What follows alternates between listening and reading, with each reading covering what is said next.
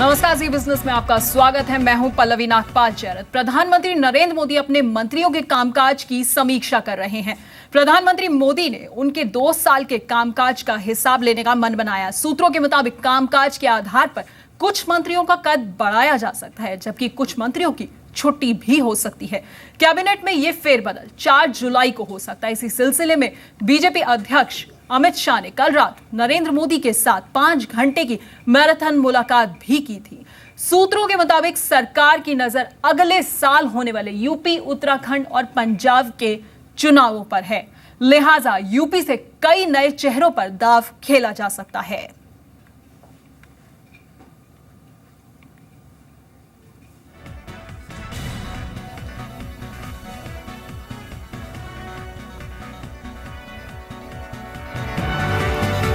तो पीएम नरेंद्र मोदी कर रहे हैं मंत्रियों के कामकाज की समीक्षा। आपको बता दें कि 6 तारीख को नरेंद्र मोदी अफ्रीका जा रहे हैं और उससे पहले कैबिनेट रीशफल 4 जुलाई को होना माना जा रहा है। ऐसा लग रहा है कि कैबिनेट रीशफल जो है वो 4 जुलाई को हो सकता है और यहां पर कई मंत्रियों का प्रमोशन भी हो सकता है।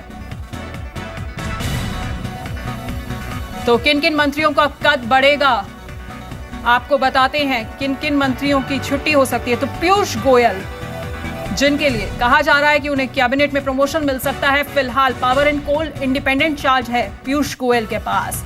तो वहीं धर्मेंद्र प्रधान की बात करें तो पेट्रोलियम मिनिस्टर हैं फिलहाल, उन्हें भी कैबिनेट में पद मिलना माना जा रहा है कि हो सकता है उनका प्रमोशन हो जाए। इसके अलावा कई और चेहरे हैं जैसे कि संजीव बालियान के बारे में बात करें तो वेस्टर्न यूपी से आते हैं और फिलहाल उनके नाम के साथ जो चर्चा है वो यही कि यूपी में चुनावों पर नजर रहेगी। मुख्तार अब्बास नकवी को भी प्रमोशन मिल सकता है। साथ ही मनोज सिन्हा और डॉक्टर महेश शर्मा को भी प्रमोशन दिया जा सकता है। ये सब जो है कैबिनेट में शामिल हो सकते हैं और बिल्कुल नजर जो है वो कैबिनेट के साथ साथ यूपी चुनावों पर भी लगी हुई है। तो फिलहाल इस पूरे मामले पर हमारे साथ जुड़ रहे हैं असीम मनचंदा। असीम, क्या लगता है आपको, कामकाज की समीक्षा तो एक बहाना लग रहा है, असल में यूपी चुनाव पर निशाना लगाना तय माना जा रहा है? जी देखिए, मोदी सरकार को 2 साल पूरे हो चुके हैं और सरकार सबसे पहला काम तो ये कर रही है कि रिव्यू कर रही है जो उनके मिनिस्टर्स हैं उनकी परफॉर्मेंस का। आज जो बैठक है उसके अंदर सब मंत्रियों को एक प्रेजेंटेशन जो है वो देना होगा, उनको बताना होगा कि उनका कामकाज क्या रहा, उनको जो बजट एलोकेट किया गया था उसको किस तरह से उन्होंने खर्च किया और उनको किस तरह की सपोर्ट की ज़रूरत है। खासतौर पे कि ये अटकलें लगाई जा रही हैं कि मंत्रिमंडल में जो है फेरबदल होने वाला है क्योंकि यूपी के चुनाव हैं, पंजाब के चुनाव हैं, उसको देखते हुए सरकार जो है मंत्रिमंडल में फेरबदल कर रही है। कल एक बैठक भी हुई जिसमें कि पार्टी अध्यक्ष अमित शाह ने और प्रधानमंत्री नरेंद्र मोदी के साथ और वित्त मंत्री अरुण जेटली के साथ एक बैठक की। 4 से 5 घंटे ये बैठक चली। तो उसके बाद ये अटकलें लगाई जा रही है कि 4 जो जुलाई है उसको प्रधानमंत्री विदेश दौरे पर रवाना होने वाले हैं, तो उससे पहले किसी तरह का कैबिनेट में फेरबदल जो है वो किया जा सकता है। तो आज के परफॉर्मेंस रेटिंग के बाद ये उनका फेरबदल का कोई चांसेस जो है वो नजर आ रहे हैं। बहुत बहुत शुक्रिया असीम आपका इस तमाम जानकारी के लिए। और अब आपको एक बार फिर बताते हैं कि कौन कौन से चेहरे जो हैं वो कैबिनेट में शामिल हो सकते हैं। तो फिलहाल जिन लोगों को मंत्रिमंडल में जगह मिल सकती है उनमें अनुप्रिया पटेल का भी नाम आ रहा है। इसके साथ साथ आपको बता दें कि राजवीर सिंह का भी नाम है। राजवीर सिंह के बारे में आपको बता दें कल्याण सिंह के बेटे हैं और इसके जरिए मोदी सरकार की नजर ओबीसी वोट पर है। तो फिलहाल भगत सिंह कोश्यारी का भी नाम है। इसके अलावा मंत्रिमंडल में जिसको जगह मिल सकती है वो है नवजोत सिंह सिद्धू, जिसके जरिए पंजाब के में होने वाले चुनावों पर नजर रहेगी। इसके अलावा विनय जो एमपी है राज्यसभा से, उनका भी नाम इसमें आ रहा है। और रमन डेका एमपी है असम से, तो इनका जो है काफी अच्छा नाम है असम में, इस कारण जो है इनको जगह मिल सकती है। किनकी छुट्टी हो सकती है और किनके बारे में कहा जा रहा है कि किनके कामकाज से जो है वो प्रधानमंत्री मोदी जो है वो ज्यादा खुश नहीं है, उसमें नजमा हेपतुल्ला है, माइनॉरिटी अफेयर्स मिनिस्टर हैं। इसके अलावा गिरिराज सिंह है, MOS MSME। गिरिराज सिंह के बारे में आपको बता दें कि काफी ज्यादा विवादित बयानों के कारण वो चर्चा में रहे हैं। इसके अलावा निहाल चंद है जो कि MOS है, केमिकल एंड फर्टिलाइजर्स के, और विजय संपला जिनकी छुट्टी होना तय माने जा रहा है। तो कैबिनेट में ये जो है तमाम बदलाव हो सकते हैं जिनकी वजह से अब कहा जा रहा है कि ये जो है बदलाव हो सकते हैं। अब अगली खबर की ओर नजर डालते हैं। आरबीआई गवर्नर रघुराम राजन ने मॉनेटरी पॉलिसी कमेटी पर ही सवाल खड़े कर दिए हैं। राजन ने कहा कि ब्याज दरें तय करने का अधिकार आरबीआई गवर्नर के पास ही होना चाहिए। राजन ने स्टैंडिंग कमेटी को दी प्रेजेंटेशन में कहा कि ब्याज दरें घटाने के लिए सरकार की ओर से हमेशा दबाव रहता है, लेकिन महंगाई काबू करने के लिए ब्याज दर एकमात्र तरीका नहीं है। इसलिए गवर्नर के पास ब्याज दरें तय करने का अंतिम अधिकार होना चाहिए। इसके अलावा राजन ने यह भी कहा कि आरबीआई गवर्नर का कार्यकाल कम से कम 4 साल का होना चाहिए। आपको बता दें कि गवर्नर के लिए मौजूदा कार्यकाल 3 साल का है, जो कि रघुराम राजन ने कहा कि काफी छोटा लगता है। राजन ने स्टैंडिंग कमेटी के सामने अर्थव्यवस्था के मौजूदा हालात पर प्रेजेंटेशन दिया। इसमें राजन ने बैंकों की बैलेंस शीट क्लीन और आरबीआई के रीऑर्गेनाइजेशन पर भी जोर दिया। राजन ने कहा कि ग्रोथ में तेजी आ रही है, लेकिन अगर कच्चे तेल के दाम बढ़ते हैं तो ये खतरे की घंटी होगी। इससे पहले आरबीआई गवर्नर ने वित्त मंत्री अरुण जेटली से नॉर्थ ब्लॉक के उनके दफ्तर में मुलाकात भी की थी। I think finance ministry and RBI keep talking all the time. So do you think the next monetary policy statement would be by MPC? I think we are putting out the structure of the MPC. Let's see how far it gets. Okay. तो नए RBI governor का ऐलान जल्द ही हो सकता है। सूत्रों से मिली जानकारी के मुताबिक सरकार नए आरबीआई गवर्नर पर 15 जुलाई से पहले फैसला ले सकती है। इस बारे में प्रधानमंत्री नरेंद्र मोदी वित्त मंत्री अरुण जेटली के साथ चर्चा करके फैसला लेंगे। सूत्रों का कहना है कि आरबीआई गवर्नर के लिए सरकार किसी ब्यूरोक्रेट के बजाय इकोनॉमिस्ट को तरजीह दे सकती है। नए आरबीआई गवर्नर के लिए पूर्व आरबीआई गवर्नर सुबीर कोकन, राकेश मोहन और मौजूदा RBI deputy governor Urjit Patel का नाम भी सामने आ रहा है। आपको बता दें कि आरबीआई गवर्नर रघुराम राजन का कार्यकाल 4 सितंबर को खत्म हो रहा है। कुछ दिन पहले ही राजन ने ऐलान कर दिया था कि वो आरबीआई गवर्नर के तौर पर दूसरा कार्यकाल नहीं चाहते हैं। इसके बाद ही नए आरबीआई गवर्नर की खोज तेज हो गई है। और अब बात बाजार के अच्छे विदेशी संकेतों के चलते आज भारतीय बाजारों की मजबूत शुरुआत हुई। कारोबारी सत्र के दौरान निफ्टी 8300 और सेंसेक्स ने 27,000 के स्तर को भी पार किया। बाजार साल 2016 के ऊपरी स्तरों पर बंद होने में कामयाब रहा। सेंसेक्स 259 अंक और निफ्टी 84 अंक की बढ़त के साथ बंद हुए। Reality metal, bank, auto, capital goods और टेलीकॉम शेयरों में सबसे ज्यादा खरीदारी रही। आज के कारोबार में बीएसई के सभी इंडेक्स हरे निशान में बंद हुए। तो हमारा व्यू है कि जैसे जीएसटी है, ज़्यादा उम्मीदें नहीं है। अगर वो हो गया तो एट द मार्जिन पॉजिटिव होगा। Monsoon I think is a little bit more discounted, but अगर स्प्रेड अच्छा रहा जैसे कि उम्मीद है जुलाई और अगस्त में, तो उससे काफ़ी ग्रोथ हो सकती है। और उसके सब के ऊपर अगर ये पे कमीशन का पैसा, that would act like a catalyst. Festive season आ रहा है, हो सकता है कि अगस्त, सितंबर, अक्टूबर में जो नंबर्स आएँ, लॉट ऑफ कंजम्पशन आइटम्स, और उससे क्या मल्टीप्लायर इफेक्ट होगा, इकोनॉमी में भी थोड़ी जान आएगी। और उधर दाल की कीमतों में फिर तेजी की आग लगी है और इस बार विलेन बना है चना। सरकारी आंकड़ों में ही 12 दिन में चने की दाल का भाव 20% से ज्यादा बढ़ गया है। 17 जून यानी चने के वायदा कारोबार पर रोक लगने के दिन से अगले दिन 70 रुपए किलो बिकने वाले चने का भाव अब 85 रुपए प्रति किलो हो गया है। यानी वायदा कारोबार पर रोक का कीमतों पर कोई भी असर नहीं पड़ रहा है। हैरत की बात तो यह है कि इस दौरान किसी भी दाल की कीमत में इतनी तेजी नहीं आई है। दाम बढ़ने के पीछे दलील यह है कि मांग के मुकाबले सप्लाई फिलहाल कम है।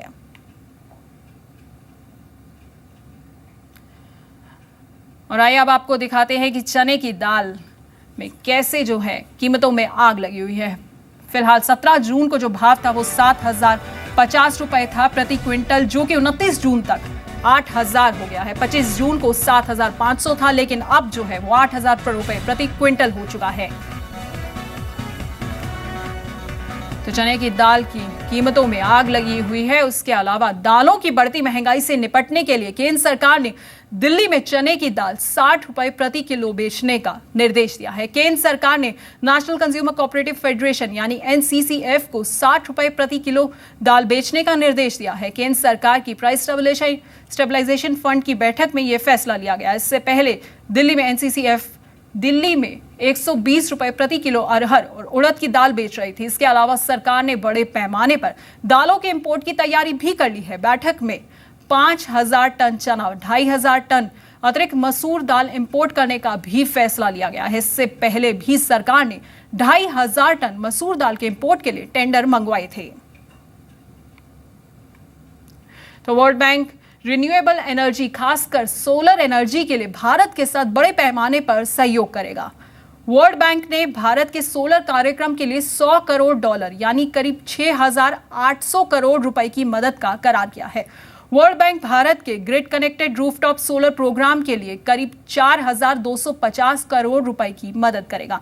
वर्ल्ड बैंक भारत की वित्तीय तकनीक सोलर रूफटॉप की क्षमता बढ़ाने, इंफ्रास्ट्रक्चर बढ़ाने में भी मदद करेगा। वर्ल्ड बैंक के group president Jim Yong Kim ने प्रधानमंत्री नरेंद्र मोदी के साथ मुलाकात में सोलर एनर्जी के क्षेत्र में सहयोग पर बात की। इसके बाद वित्त मंत्री अरुण जेटली ने वर्ल्ड बैंक के प्रेसिडेंट से मुलाकात की। मुलाकात के दौरान ऊर्जा मंत्री Piyush Goyal, economic affairs secretary Shaktikanta Das, मुख्य आर्थिक सलाहकार अरविंद सुब्रमण्यम भी मौजूद रहे।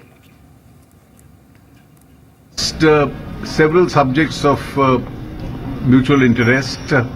India also has a keen interest with the kind of improvements taking place in India. With regard to the ease of business ranking, we've made out we've given our viewpoint to the World Bank. Their teams will separately be coming to India to assess the progress which we made in this regard. 4,000 crore रुपए की सहायता, वित्तीय सहायता world bank द्वारा भारत को कम ब्याज के दर पे और लंबे समय के लोन के द्वारा दी जाएगी, जिससे आगे चल के नवीकरणीय ऊर्जा, जिसमें आज के लोन में खास तौर पे जो रूफटॉप सोलर प्रोजेक्ट्स जो लोगों के घरों में, कारखानों के ऊपर लगेंगे, उन प्रोजेक्ट्स को किस प्रकार से और प्रोत्साहन मिले, भारत में कम ब्याज की दर पे लोग लगा सकें। India's success over the last 2 years is one of the true bright spots. In fact, India's growth that is now at 7.6% this year is also one of the two true bright spots and one of the few bright spots in the global economy. We've pledged to continue to be the kind of partner that we hope that India would like us to be. और अगर आप इन छुट्टियों में कहीं बाहर घूमने का मन बना रहे हैं तो ये आपके लिए बिल्कुल सही मौका है। यात्रा से 15 दिन पहले यानी कि आखिरी के दिनों में आपको हवाई टिकट बुक कराना पहले के मुकाबले कहीं ज्यादा सस्ता पड़ सकता है। आखिरी मिनट में बुकिंग के लिए एयरलाइंस पिछले साल के मुकाबले करीब 52% तक सस्ती एयर टिकट्स दे रही हैं। इसका कारण यह है कि एटीएफ की कीमतों में 20% तक की कटौती हुई है और वहीं यात्रियों की क्षमता में 7 से 8% की बढ़ोतरी हुई है। यही वजह है कि पिछले साल के मुकाबले इस बार पैसेंजर डिमांड करीब 22% तक बढ़ चुकी है।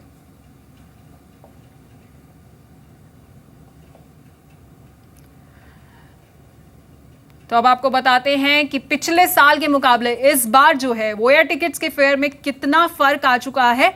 तो सबसे पहले आपको बताते हैं कि 2015 में अगर 29 जून से आप 4 जुलाई के बीच में एयर टिकट खरीद रहे थे तो आपको दिल्ली से मुंबई की टिकट जो है वो 3,931 रुपए की 2015 में पड़ रही थी, लेकिन अब 2016 में वही टिकट 3,243 रुपए की पड़ रही है, यानी कि कहीं ना कहीं जो एयर फेयर है वो कम हो चुका है। वहीं मुंबई से बेंगलुरु की अगर बात करें तो 2015 में जो एयर टिकट 3,385 रुपए की पड़ रही थी वो अब 2,728 रुपए की इस साल पड़ रही है, यानी कि एयरफेयर जो है वो कम हो चुके हैं। दिल्ली अगर बेंगलुरु से दिल्ली की बात करें तो 2015 में एयरफेयर अगर 5,233 रुपए था तो अब 2016 में वो 4,281 रुपए पर आ चुका है।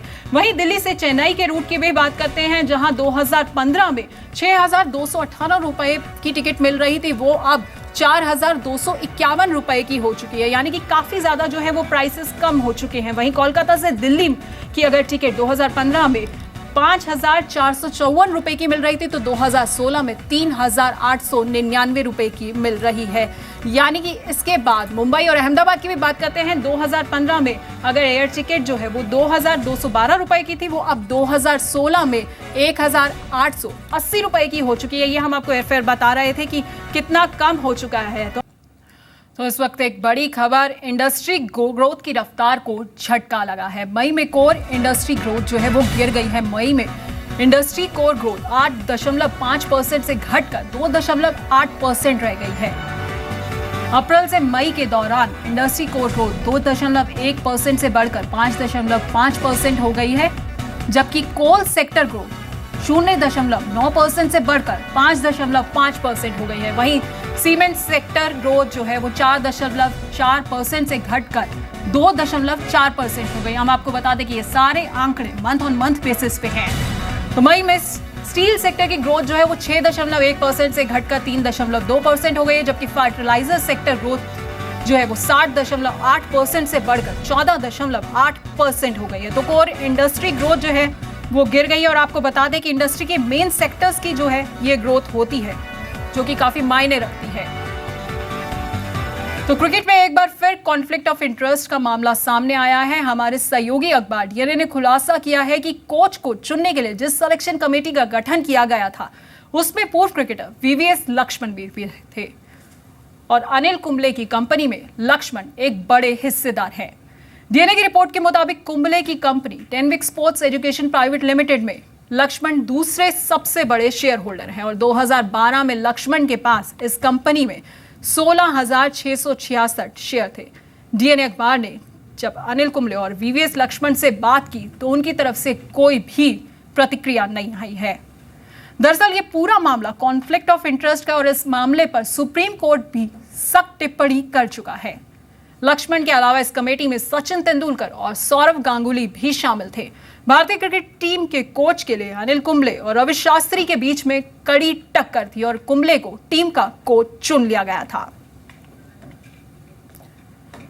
तो उधर वाड्रा और डीएलएफ लैंड डील के लिए जांच की बनी जस्टिस ढींगरा आयोग आज अपनी रिपोर्ट्स हरियाणा सरकार को सौंप सकती है। ढींगरा आयोग की रिपोर्ट में क्या है ये किसी को भी नहीं पता, लेकिन रिपोर्ट से पहले ही वाड्रा ने खुद साफ किया कि वो पाक साफ हैं।